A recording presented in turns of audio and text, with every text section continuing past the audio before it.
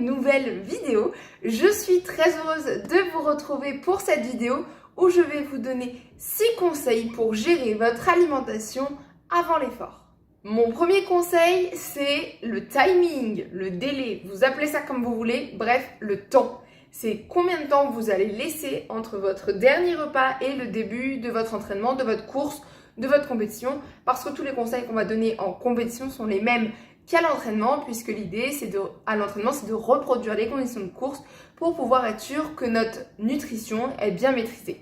Du coup, qu'est-ce qu'on recommande au niveau des timings? Donc on recommande en général de laisser 3 heures entre la fin de votre repas principal, petit déjeuner, déjeuner, dîner. Alors attention comment est composé votre petit déjeuner, mais si c'est un petit déjeuner on va dire classique entre gros guillemets et ou protéiné, il sera considéré comme un repas principal.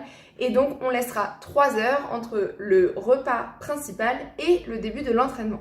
Peut-être que vous avez mangé il y a plus de 3 heures et donc auquel cas ça fait peut-être 4-5 heures. Là sachez que c'est un peu long comme laps de temps avant l'entraînement. Donc si vous êtes dans ce cas-là, il sera recommandé de prendre une collation 1 heure, 1 heure et demie, 1 heure avant, voilà, en fonction de vos possibilités. 1 heure et demie avant, on sera par exemple sur un gâteau de semoule, on sera sur un gâteau de riz, on sera sur les semoules au lait. Toutes ces choses-là, 1 heure et demie, c'est un bon délai. Et puis, si vous êtes vraiment trop short et que ça fait 4 heures que vous n'avez pas mangé, vous n'avez pas le temps de prendre un truc, etc., 1 demi-heure avant, moi, je peux vous conseiller de prendre une compote à boire, par exemple, ou une boisson d'effort, boisson d'attente, pas trop concentrée, parce que vous allez le voir, ça va venir dans les conseils d'après. On évite les sucres trop rapides avant l'effort.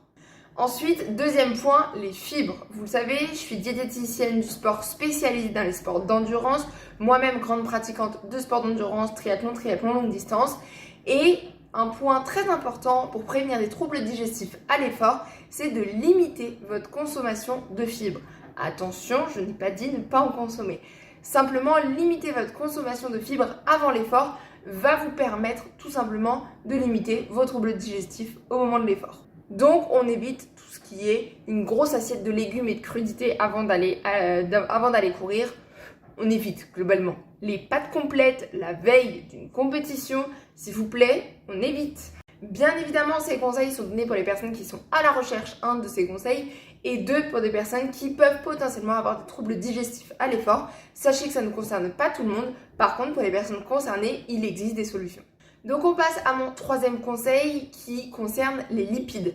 Les lipides sont vraiment à limiter autour de l'effort, exactement comme les fibres. Ne me faites pas dire ce que j'ai pas dit, je n'ai pas dit de ne pas en consommer.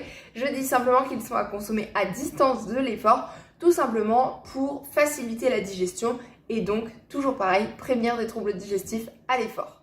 On aborde maintenant le 4e conseil qui concerne les féculents et non les glucides, les féculents, vraiment tout ce qui concerne des féculents, donc à IG moyen, pas forcément IG bas, mais IG moyen. Donc IG, index glycémique, c'est la vitesse à laquelle votre taux de sucre va monter dans votre sang.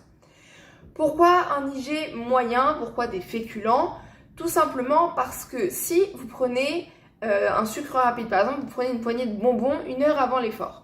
Le problème qui va se poser, c'est qu'en fait, votre glycémie va monter très rapidement, mais elle va aussi chuter très rapidement. Et là, vous allez tomber dans ce qu'on appelle une hypoglycémie réactionnelle. Et donc là, votre corps va faire une réaction et donc va être en hypoglycémie. Et donc, si vous démarrez votre course en hypoglycémie, globalement, le calcul, il n'est pas trop bon. Donc avant l'effort, on va chercher plutôt à favoriser du riz, des pâtes, des pommes de terre, éventuellement du pain blanc. Pas de pain complet, pas de pommes de terre complètes, pas de riz complet, pas de pâtes complètes, etc.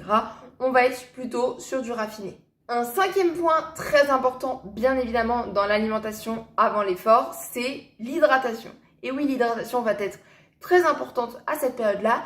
Donc attention à ne pas boire de grosses gorgées d'eau au risque d'avoir une sensation d'eau dans le ventre qui est pas très agréable quand même. Donc l'idée c'est d'éviter ça. Par contre, boire par petites gorgées toutes les 20 minutes dans les 2 heures qui précèdent votre course, ça peut être vraiment une solution intéressante. Et enfin, le 6e et dernier conseil, et pas des moindres, on ne teste rien avant un entraînement, avant une course. On ne teste pas un aliment qu'on ne connaît pas, on ne teste pas le petit pâte de fruits inconnu au bataillon avant une course, c'est non. Pour ça, il y a les entraînements. Les entraînements, on peut tester des trucs, voir ce qu'on tolère, ce qu'on tolère pas. Par contre, au moment de la compétition, cette règle n'est plus valable. Au moment de la compétition, on sait exactement ce qu'on doit manger, ce qu'on doit boire, à quel moment. On a une stratégie qui est prévue en avance et cette stratégie, il faut la travailler à l'entraînement. Donc c'est là qu'à l'entraînement, on voit ce qui marche et ce qui ne marche pas. Mais quand on arrive en course, cette stratégie, elle est faite, elle est montée et normalement, tout roule avec. Et voilà, c'est tout pour cette vidéo. J'espère qu'elle vous aura plu. En tout cas, si c'est le cas, faites-le moi savoir en laissant un like et un commentaire. Et puis, n'hésitez pas à vous abonner, activer la cloche pour la prochaine vidéo. Les vidéos sortent tous les dimanches matins. Donc vraiment, abonnez-vous, allez-y, ça soutient le travail sur la chaîne. Ça permet de se développer et de la faire encore plus connaître. Donc, je vous remercie d'avance pour votre soutien. Et moi, je vous dis à dimanche prochain pour une prochaine vidéo. Salut tout le monde!